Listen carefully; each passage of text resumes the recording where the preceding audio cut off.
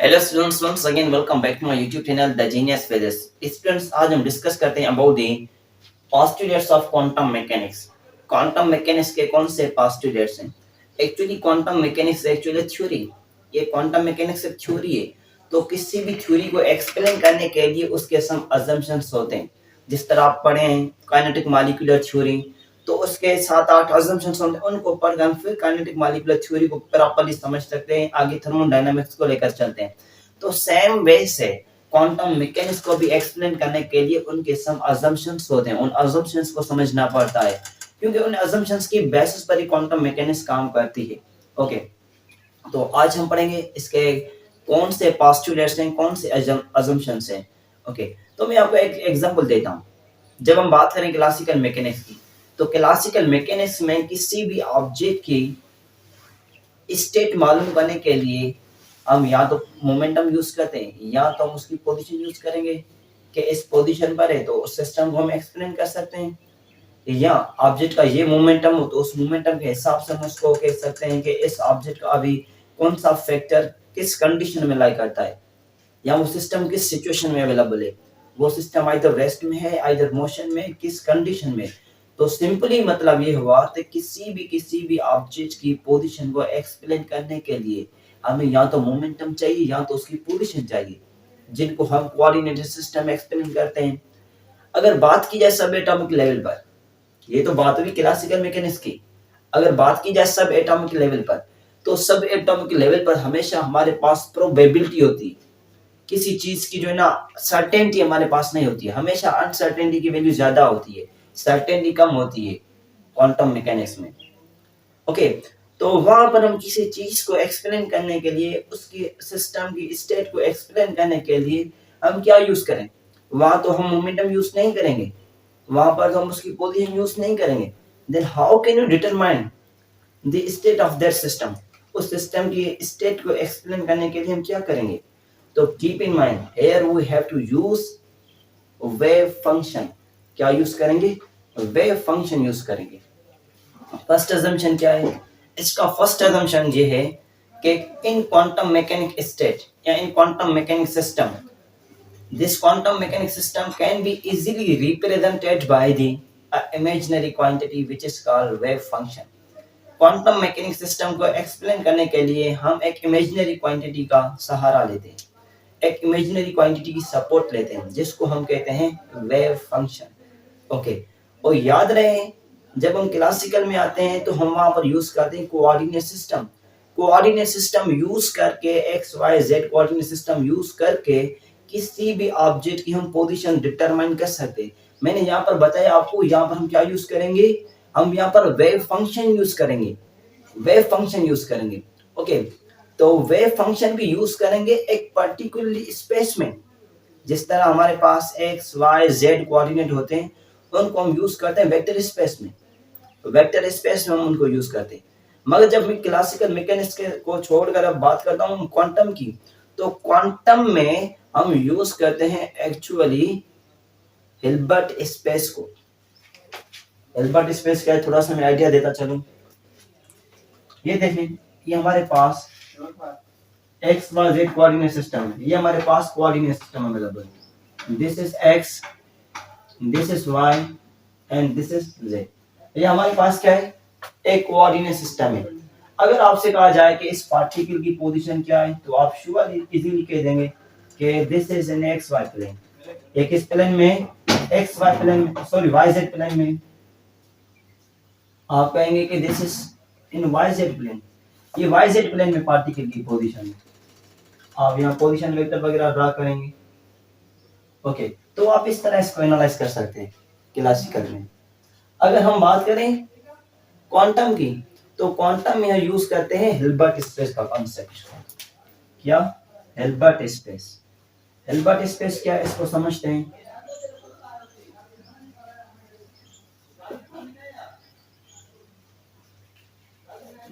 That is, इसको हम कहते हैं वेक्टर स्पेस। वेक्टर स्पेस कहते हैं जिसमें हम कोऑर्डिनेट यूज करते हैं। क्या यूज करते हैं वेक्टर स्पेस में? X Y Z coordinate system use करते हैं। जब हम बात करते हैं हिल्बर्ट स्पेस की, तो हिल्बर्ट स्पेस में एक्चुअली क्या होते हैं, वहां पर कोऑर्डिनेट्स नहीं होते। किसी भी चीज को रिप्रेजेंट करने के लिए हम यूज करते हैं वहां पर वेव फंक्शंस। इस तरह होती है, ये मैं आपको बता दूं ड्रा करके, ये हिल्बर्ट स्पेस किस तरह हो सकती है। हिल्बर्ट स्पेस कुछ इस तरह होती है, जिस तरह हमने यहाँ पर यूज किए कोऑर्डिनेट्स एक्स वाई जेड, तो हिल्बर्ट स्पेस में हम ये क्या यूज करते हैं, हम यूज करते हैं wave functions, eigen function use करते हैं, इस तरह यूज करते हैं functions. These are actually wave functions जिनको हम आइगन फंक्शन भी कह सकते हैं। ये 4, ये 5, ये 6, ये 7।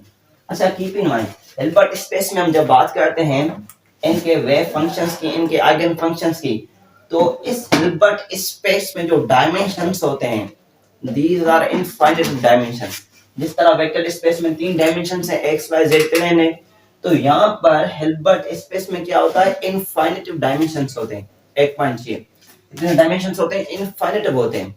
ओके, सवाल हुआ ये कि आप इन आइगन फंक्शंस को यूज क्यों करते हैं। एक बात तो ये तो क्लियर हो चुकी कि इसमें इनफाइनाइट डायमेंशंस है। Now other question is that कि हम इन वेव फंक्शंस को, इन आइगन फंक्शंस को यूज क्यों करते हैं।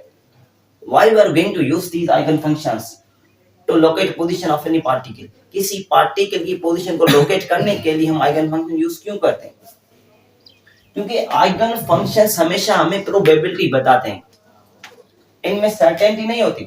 जिस तरह यहाँ पर सर्टेनिटी है एक्स वाई जेड, यहाँ पर बिल्कुल सर्टेनिटी है कि हमारे पास ये पॉइंट है, ये वाई जेड प्लेन में अवेलेबल है। तो यहाँ पर जब बात करते हैं क्वांटम की, तो क्वांटम मैकेनिक्स में हमारे पास सर्टेनिटी तो होती नहीं, वी आर ऑलवेज अनसर्टेन, हम हमेशा अनसर्टेन होते हैं। तो इन आइगन फंक्शंस से क्या मिलता है, हमें प्रोबेबिलिटी मिलती है। इस प्रोबेबिलिटी की मदद से हम मालूम कर सकते हैं मैं भी पार्टिकल इस पॉइंट पर हूं, मैं भी इस पॉइंट पर हूं, मैं भी इस पॉइंट पर हूं।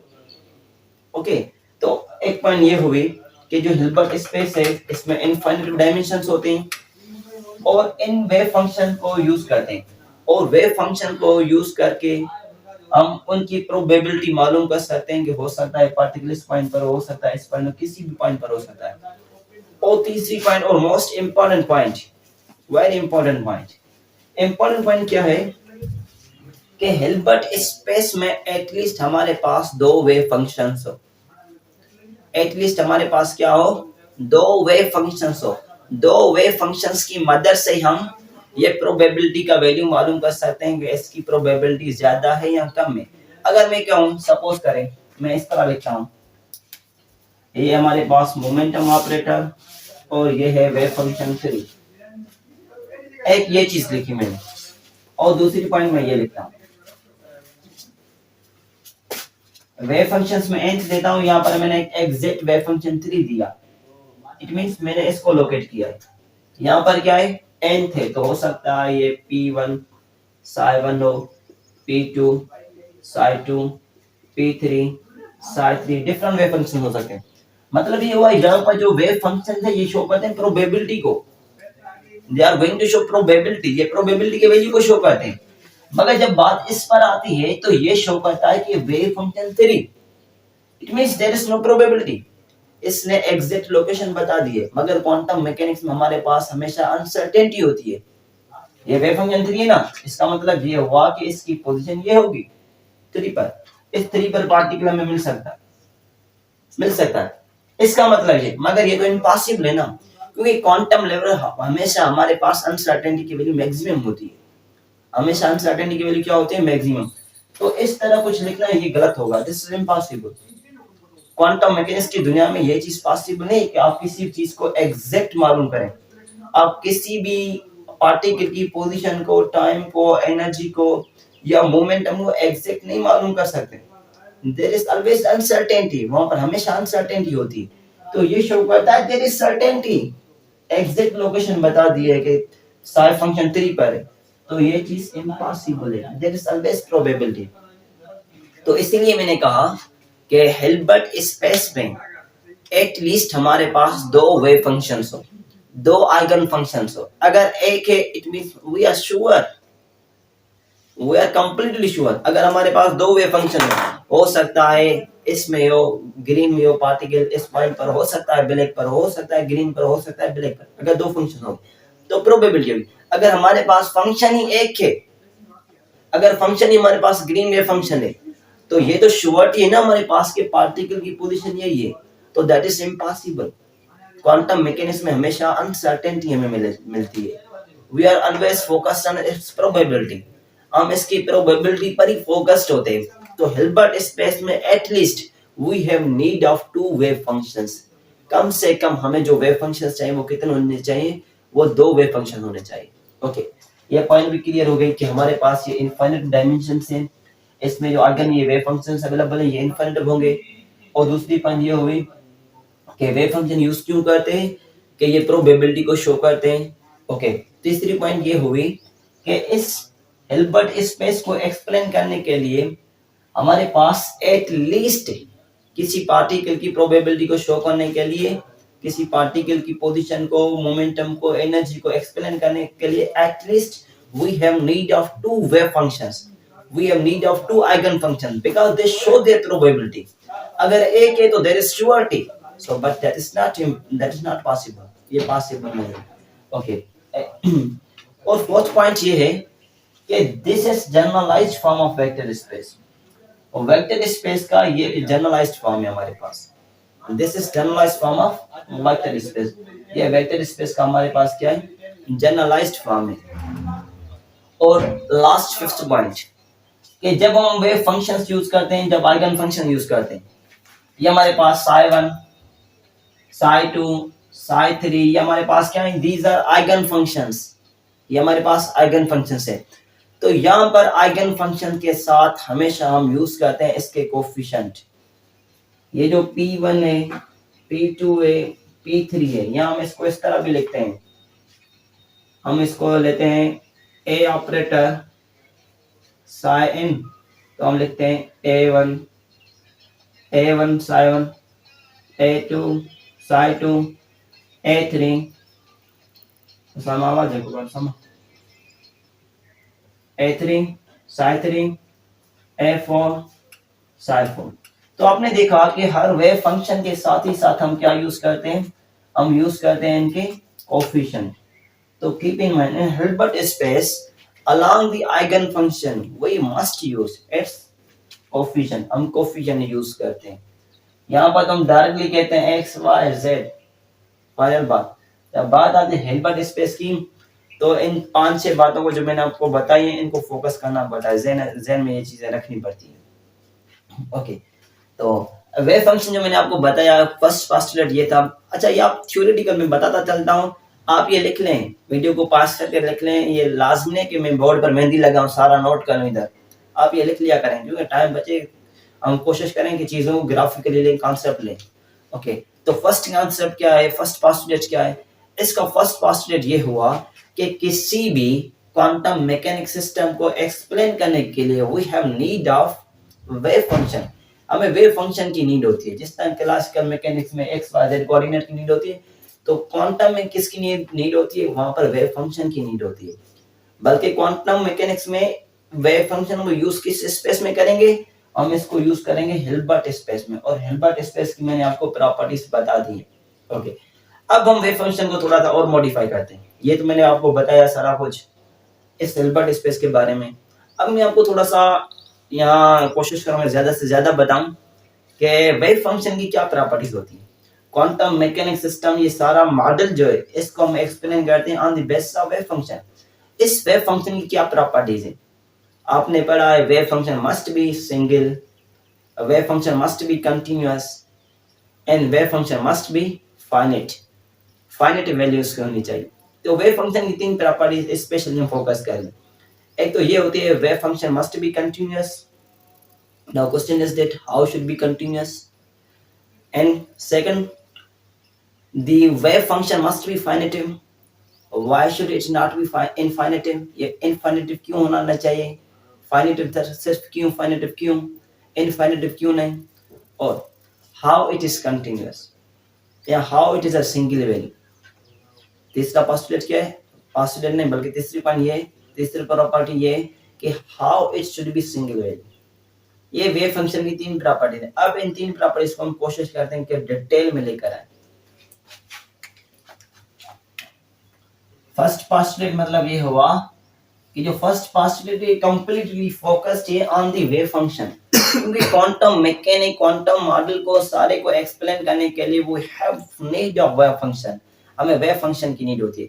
तो वेव फंक्शन की क्या प्रॉपर्टी है? Wave function must be a single value, wave function must be a continuous and wave function must be a finitive in range. Range में जो होना चाहिए वो फाइनाइटिव होना चाहिए।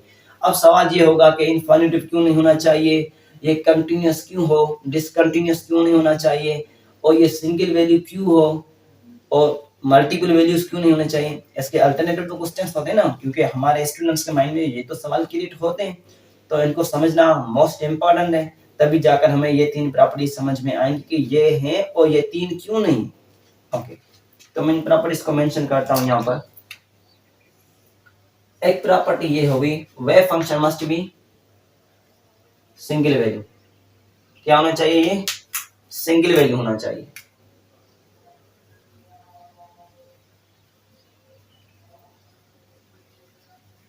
Wave function must be a single value.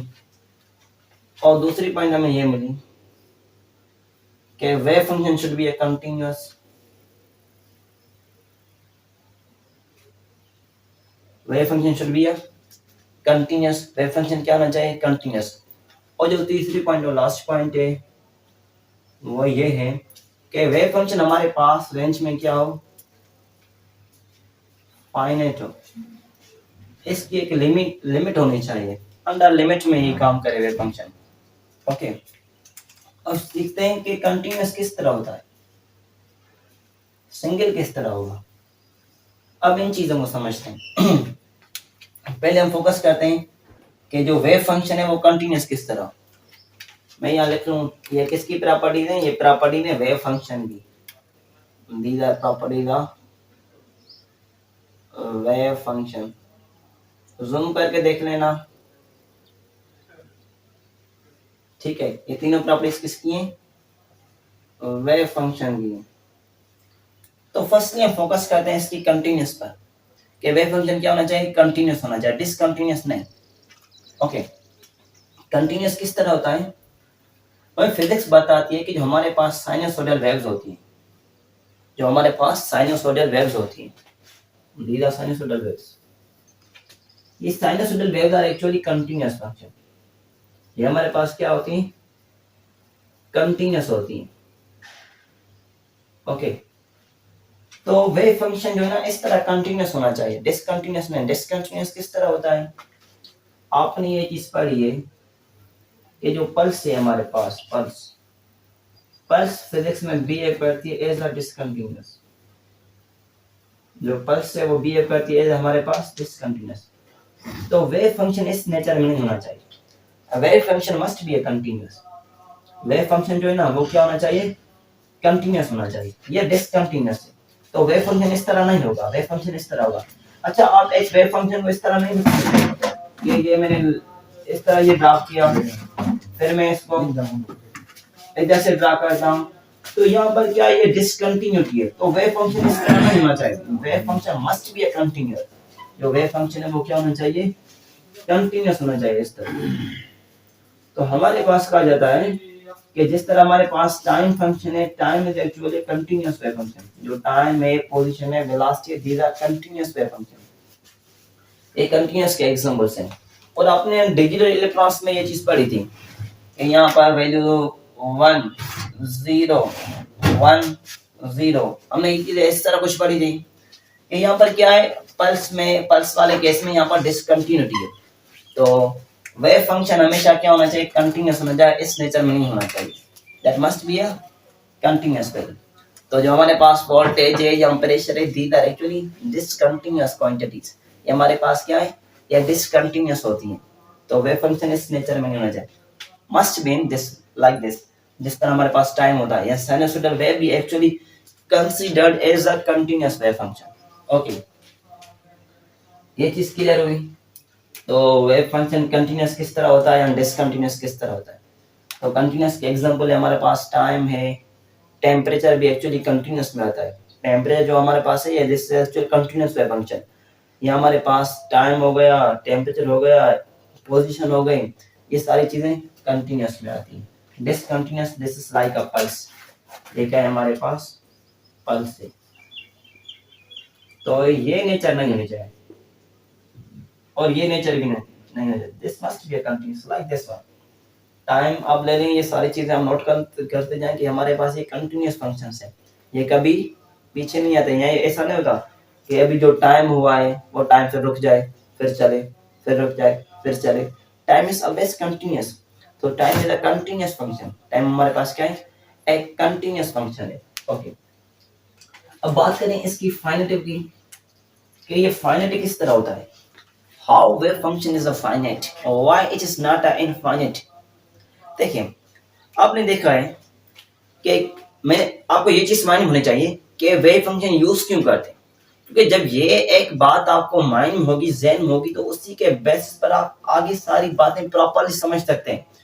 तो wave function की क्या नेचर होती है, ये हम यूज करते हैं for the description of, for the explanation of position. किसी पोजीशन या किसी चीज को एक्सप्लेन करने के लिए हिल्बर्ट स्पेस में हम यूज करते हैं वेव फंक्शन।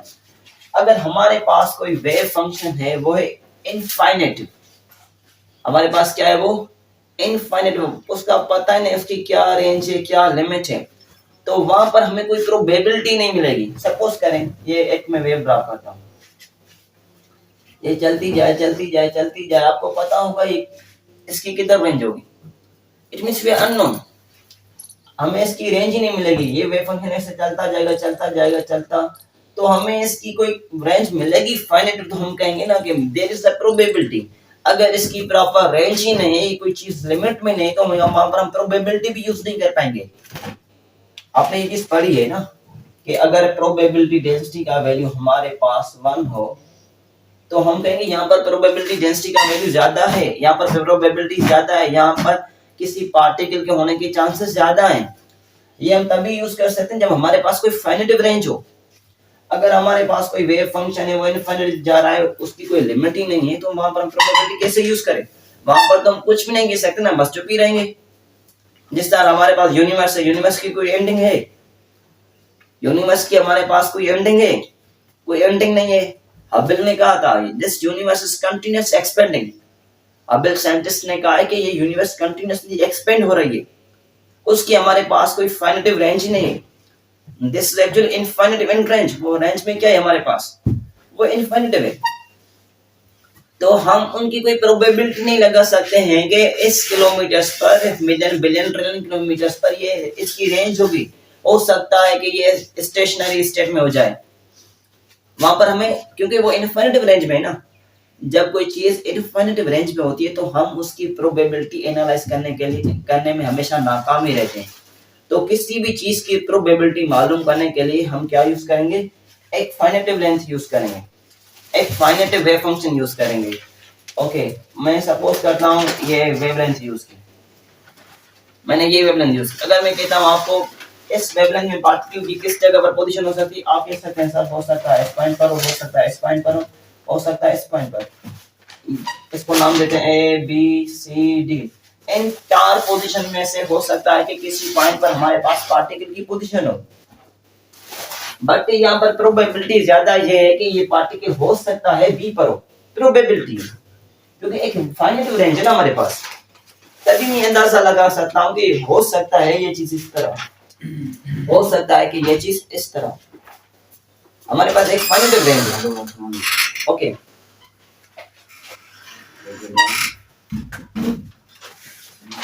यहाँ एक और एग्जांपल दूं इसके हवाले से। सपोज करें हमारे जो वीडियो लेक्चर्स हैं, हम जो ये जो वीडियो लेक्चर्स बनाते हैं या जो आप देखते हैं वीडियो लेक्चर्स या मूवी वगैरह देखते हैं, तो आप इस मूवी को देखते हैं अंडर दिस रेंज प्लेनेट, हमारे अर्थ प्लेनेट की रेंज में आप इसको देख सकते हैं।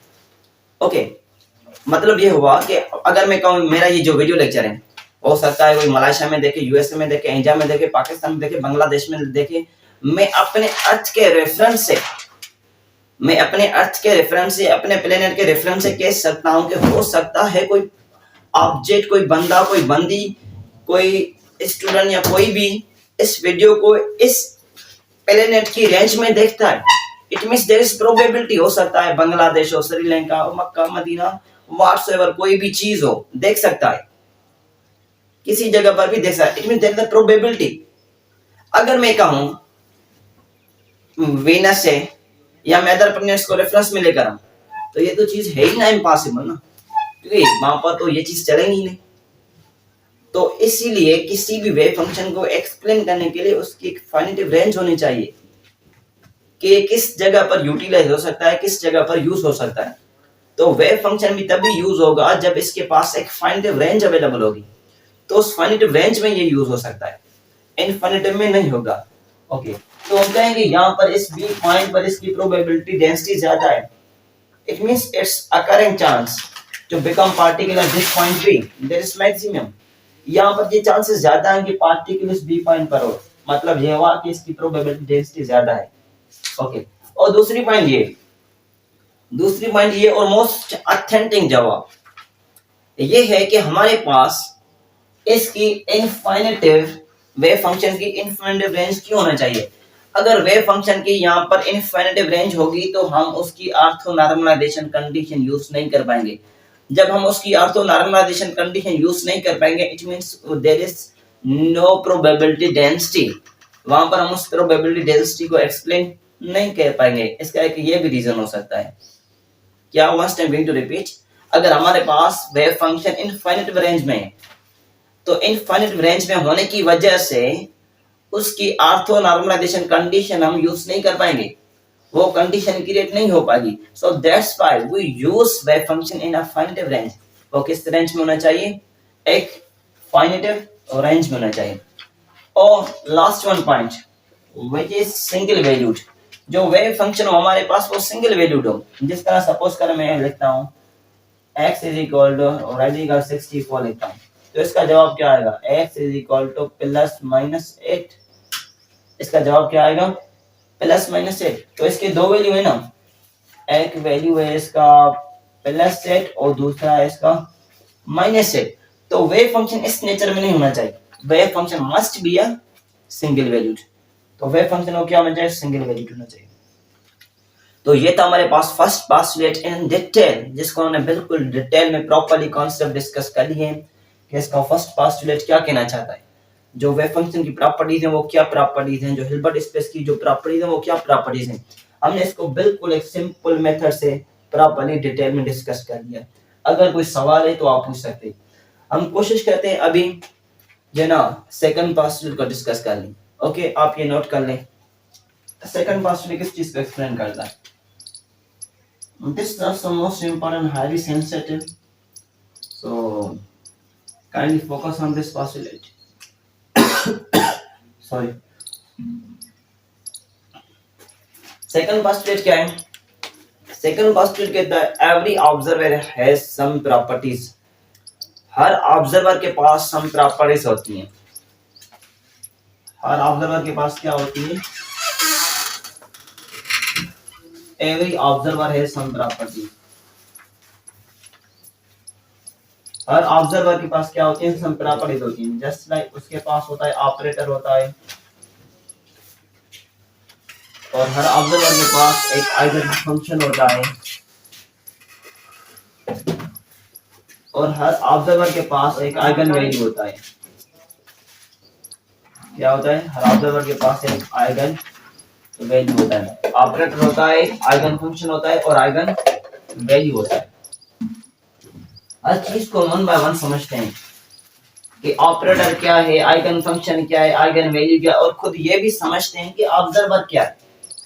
ऑब्जर्वर वो नहीं है जो आप समझते हैं कि मैं ऑब्जर्वर हूं और कोई ऑब्जर्वर है, नहीं, ये अलग बात है। ये क्लासिकल मैकेनिक्स में लेते हैं कि एक बंदा हो गया, बंदी हो गई, या कार, एक्स वाले जो भी हो हमारे पास, वो क्या होते हैं, वो ऑब्जर्वर्स होते हैं, उनको हम एज अ ऑब्जर्वर लेकर चलते हैं। मगर यहाँ पर ऐसा कुछ नहीं है। यहाँ पर हम किसी भी ऑब्जर्वर को आइडेंटिफाई करते हैं through these properties.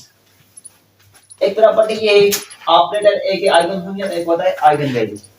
Okay, suppose करें ये मोमेंटम, बस ये एनर्जी है, मोमेंटम है, ये एनर्जी है, और ये हमारे पास सपोज कर लें या आपके पास और कोई क्वांटिटी ले लें, या काइनेटिक एनर्जी ले लें, या टोटल एनर्जी ले लें। ये क्या है हमारे पास? ऑपरेटर। ये जो मैंने सिंबल यूज किए, ये सिंबल शो करते हैं कि दीज आर ऑपरेटर्स। ये हमारे पास क्या है? ऑपरेटर्स हैं। ओके, तो मतलब ये हुआ कि ये क्वांटिटीज खुद एक ऑब्जर्वेबल है। These quantities are itself are observable.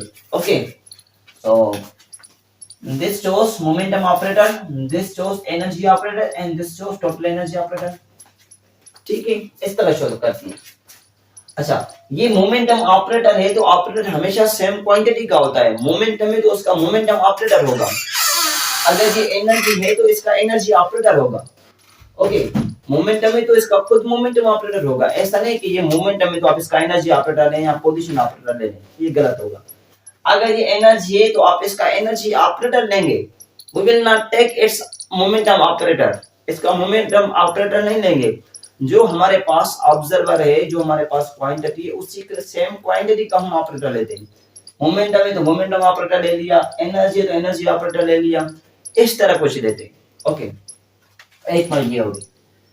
जब हम ऑपरेटर किसी क्वांटिटी पर ऑपरेट करवाते हैं या किसी वेव फंक्शन पर ऑपरेट करवाते हैं, तो ये हमें डिफरेंट आइगन फंक्शन देता है। उन आइगन फंक्शन के साथ आइगन वैल्यूज लिंक्ड होते हैं, कनेक्टेड होते हैं। इस तरह सपोज करेंगे हमारे पास मोमेंटम ऑपरेटर है, this is the momentum operator है। इस मोमेंटम ऑपरेटर को हमने ऑपरेट करवाया है किसी वेव फंक्शन पर, किसी वेव फंक्शन पर हमने किसी मोमेंटम को ऑपरेट करवाया है। तो ये क्या होगा, जब हम किसी ऑपरेटर को किसी वेव फंक्शन पर ऑपरेट करवाते हैं तो ये हमको मल्टीपल वैल्यूज देता है। इस तरह सपोज करें इसने दिया P1 psi1 P2 psi2 P3 psi3। Okay, क्या देता है हमें? मल्टीपल वैल्यू देता है। अगर आप एनर्जी यूज करें, एनर्जी ऑपरेटर, आपने एनर्जी ऑपरेटर को ऑपरेट करवाया किसी वेव फंक्शन पर, तो ये आपको एक मल्टीपल वैल्यू देगा। वो क्या होगी? सपोज करें उसने दिया E1 psi1 plus E2 psi2 E3 psi3। Add हम इसको इसलिए करवाते हैं क्योंकि ये वैल्यू देता है, वैल्यू को माइनस नहीं करता, वैल्यू देता है। वैल्यू में एडिशनल होती है, वैल्यू मल्टीपल होते हैं, वैल्यू बढ़ते हैं। तो ये चीज माइंड होनी चाहिए कि जब भी किसी ऑपरेटर को किसी वेव फंक्शन पर ऑपरेट करवाया जाता है, तो जो हमारे पास रिजल्टेंट वैल्यूज होते हैं वो क्या होते हैं? वो एडिशनल वैल्यूज होते हैं, वो मल्टीपल वैल्यूज होते हैं, वो वैल्यूज बढ़ते हैं, वो इंक्रीज होते हैं। क्योंकि यहाँ पर एक प्रोबेबिलिटी में चांसेस हमेशा बढ़ने चाहिए। कोशिश यही होनी चाहिए कि जो प्रोबेबिलिटी में चांस हो वो क्या होने चाहिए? बढ़ने चाहिए। इसलिए हम एडी करते हैं, तो यहाँ पर प्रोबेबिलिटी शो होने वाली है। ओके, अच्छा, ये यूज किया मैंने एनर्जी ऑपरेटर और ये यूज किया मोमेंटम ऑपरेटर। तो आपने देखा कि हमारे पास डिफरेंट, हमारे पास वैल्यूज मिले, मल्टीपल वैल्यूज मिले। आप देखें ये हमारे पास है, एक ये भी है psi1 psi2, यहाँ पर भी है, यहाँ पर भी है, यहाँ पर भी है। इसको हम कहते हैं this is called eigen function. ये क्या होता है हमारे पास? ये होता है eigen function. Now question is that why we are using eigen function. इस आइगन फंक्शन को यूज करने की क्या नीड है? Why we are using this eigen function? So keep in mind this eigen function give us probability। किसी particle के momentum या किसी भी ऑपरेटर का होने का, न होने का, किसी चीज के होने का, न होने का, ये प्रोबेबिलिटी बताता है। So that's why we are using। तो eigen function is used because it shows, it explains, it gives us probability to become anything। किसी चीज के होने, न होने, या कोई भी डेटा हो, उसी की प्रोबेबिलिटी बताता है हमें कौन? Eigen function. और ये जो इसके यहाँ पर जैसे P1 है, यहाँ पर E1 है, P2 है, E2 है, P3 है, E3 है, ये हमारे पास होते हैं आइगन वैल्यूज। क्या होते हैं? आइगन वैल्यूज होते हैं। These are eigen value. ये हमारे पास क्या होती हैं? आइगन वैल्यूज होते हैं। अच्छा, क्या मैं इस चीज को इस तरह लिख सकता हूँ? मैंने आपको ये चीज पहले बताई, मैंने आपको पहले ये चीज बताई थी कि हमारे पास मोमेंटम ऑपरेटर है, मैंने उस पर डायरेक्टली फंक्शन साइथ्री यूज किया। तो मैंने आपको कहा कि this equation is not possible, this is impossible, ये पॉसिबल नहीं है, क्योंकि साई फंक्शन जो है, जो हमारे पास आइगन फंक्शन है, ये हमेशा शो करता है प्रोबेबिलिटी को। तो मैंने जब ये साई थ्री रख लिया है, तो ये शो करता है कि यहाँ पर पार्टिकल एग्जैक्टली इस थ्री पोजीशन पर है, तो यहाँ पर तो प्रोबेबिलिटी है ही नहीं, we are completely certain with this value. तो ये चीज इम्पॉसिबल है। क्वांटम मैकेनिक्स में हमेशा हमेशा हमें वैल्यू अनसर्टेन के वैसे मिलेंगे। ओके, तो ये चीज हमारे पास इम्पॉसिबल। दूसरी पॉइंट, क्या मैं इस मोमेंटम ऑपरेटर को इस तरह लिख सकता हूं, momentum operator and psi n तो लिखता हूं मैं, साई एन तो लिख सकते हैं। Now question is that can we write this momentum operator in n, क्या मोमेंटम ऑपरेटर को हम एन में लिख सकते हैं? So keep in mind, momentum operator can not be written in this way. हम किस चाहे मोमेंटम ऑपरेटर हो, मैं मोमेंटम पर फोकस कर रहा हूं, अगर कोई भी ऑपरेटर हो, हम उसको इस nth वैल्यू में नहीं लिख सकते, क्योंकि हमारे पास ऑपरेटर हमेशा एक ही होता है। जब भी ऑपरेटर किसी वेव फंक्शन पर ऑपरेट किया जाता है, तो ये ऑपरेटर हमें मल्टीपल वैल्यू देता है। तो कीप इन माइंड, तो हम इसको इस तरह नहीं लिख सकते। इसका मतलब ये है कि जो ऑपरेटर है वो मल्टीपल ऑपरेटर है, तो आइगन वैल्यू क्या होंगे, तो ये चीज तो हमारे लिए थोड़ी टफ हो जाएगी।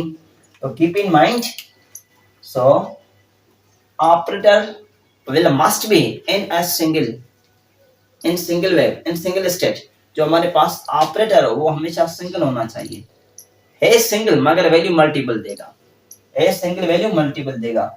तो ये चीज गलत है, एक ये चीज गलत हुई, एक ये गलत हुई। ये छोटी छोटी बातें और हमारे पास ये मिसकॉन्सेप्शंस है।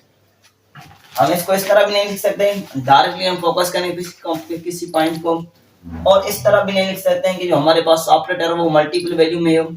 अच्छा, इसको मैं और थोड़ा सा टेक्निकल वैसे लिखता हूँ। क्या मैं इसको लेता हूँ, ये कोई ऑपरेटर है, हम इसको इस तरह लिख सकते हैं। Okay, we can write it like this, इस तरह हम लिख सकते हैं। क्या मैं इस चीज को इस तरह लिख सकता हूँ कि पहले मैं साई फंक्शन देन मैं ऑपरेटर दे दूं? सो कीप इन माइंड, हम इसको इस तरह नहीं लिख सकते।